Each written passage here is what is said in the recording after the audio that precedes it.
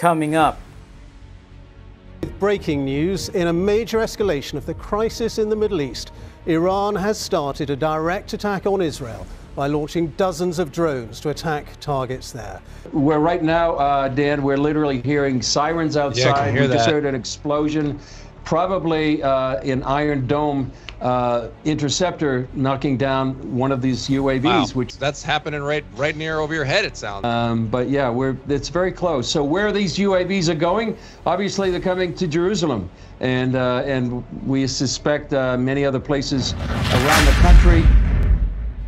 Is Iran in Bible prophecy? Is the conflict between Iran and Israel a fulfillment of an ancient prophecy against Elam? Let me know your insights in the comment section.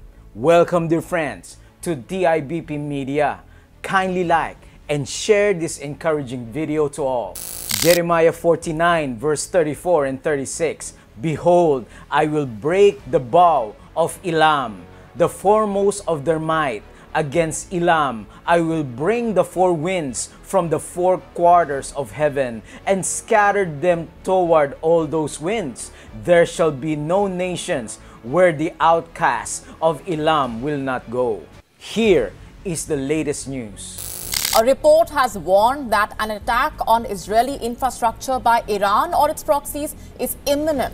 Israeli Prime Minister Benjamin Netanyahu has said Israel will strike whoever tries to harm it. Earlier today, he also said that his government is preparing to meet the security needs of Israel, both in defense and attack. The global oil market is already preparing for the worst. Brent crude has spiked more than 1% to trade above $90 a barrel. German airline Lufthansa has suspended flights to Tehran. Russia has warned its citizens to refrain from traveling to Israel. It's the day after Eid in West Asia and the region is on high alert. Israel has already been scrambling navigation signals over Tel Aviv. It also temporarily jammed GPS signals over Tel Aviv. Military spokesmen here in Israel say that drones have now been launched from Iran. They are directed towards Israel. There have been reports from Iraq of many drones being seen in the sky. The Israeli spokesman said that those drones will take some hours before they reach their target here, and he says that he's confident that Israel's air defenses will shoot them down. Earlier today, just before this attack was formally confirmed, the Prime Minister Benjamin Netanyahu gave an address to the nation saying that his country would overcome all its enemies. U.S. officials say Iran is on the brink of launching an attack on Israel. A direct attack on Israeli soil would be a major escalation in an already tense region. Israel's war with Iranian-backed Hamas has lasted more than 6 months. How would Iran fit in Bible prophecy? Luke 21 says, "As it was in the days of Lot, which we have going on in the world today, the immorality and the sexual perversion, and as it was in the days of Noah." If you look in Genesis 6, it says that violence filled the earth, and that the word violence, when it first appears in the Bible, you will notice that the word violence in the original Hebrew is Hamas. I have seen in social media saying that this is a fulfillment of the prophet Jeremiah's prediction, foretelling the destruction that will happen in Elam. And of course, Elam is in western Iran. It's very close to the Persian Gulf, just across the Euphrates from Iraq and Kuwait.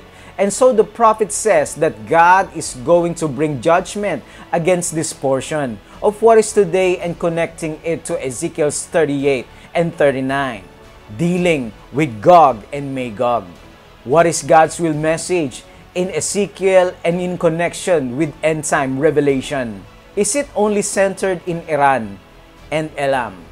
The fascinating prophecy in Ezekiel chapter 38 and 39 dealing with Gog and Magog talks about the battle that you will find in Revelation 20 when it says Gog and Magog attack the city of God, the new Jerusalem, and fire comes down from heaven. It's a prophecy amplified here in the book of Revelation, and there's a lot of misunderstandings, and people are waiting for this literal Armageddon. But Ezekiel 38 and 39 is specific in connection with Revelation 12, the battle between the lion, between the beast, the dragon, and those who keeps the commandments of God.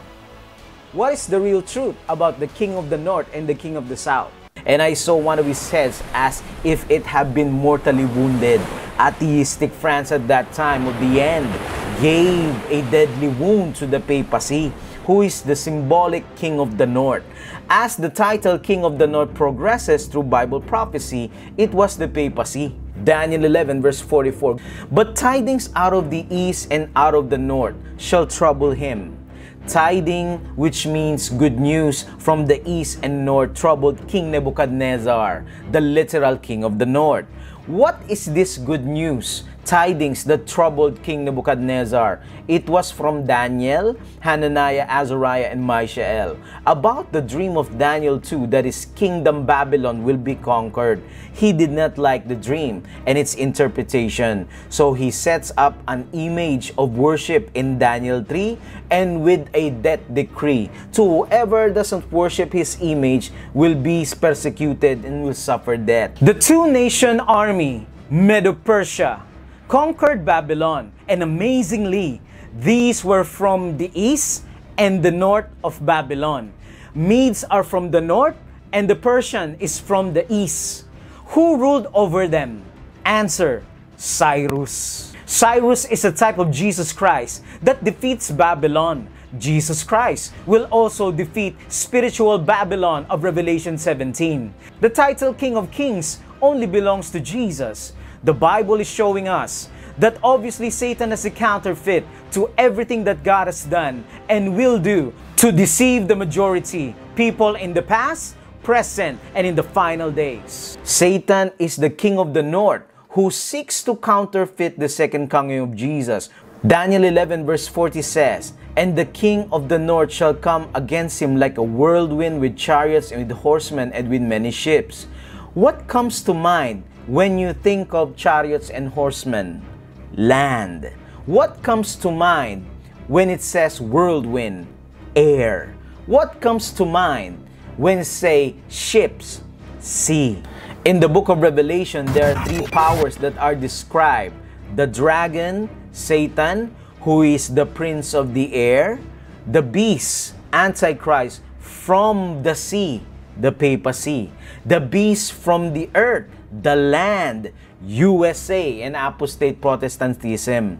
Revelation chapter 16, the Bible says that there are three unclean spirits like frogs come out of the mouth of the beast and out of the dragon and out of the mouth of the false prophet. Dear friends, the most important thing when you see these events in the world is to know, do I have peace with God in my relationship with Him? And to put on the armor of faith, as Paul says in Ephesians 6. Never forget the purpose of prophecy, friends. The purpose of prophecy is redemptive. God does not give us prophecy to wow us like it's a magician's trick that He knows the future. No, He gives us prophecy. And when you see these things that comes to pass, you will believe. Jesus says, are you at peace with your relationship with God? If yes, kindly type in the comment section, Jesus, my source of peace. Thank you, dear friends, for supporting TIBP Media, and may we continue to preach truth in Bible prophecy.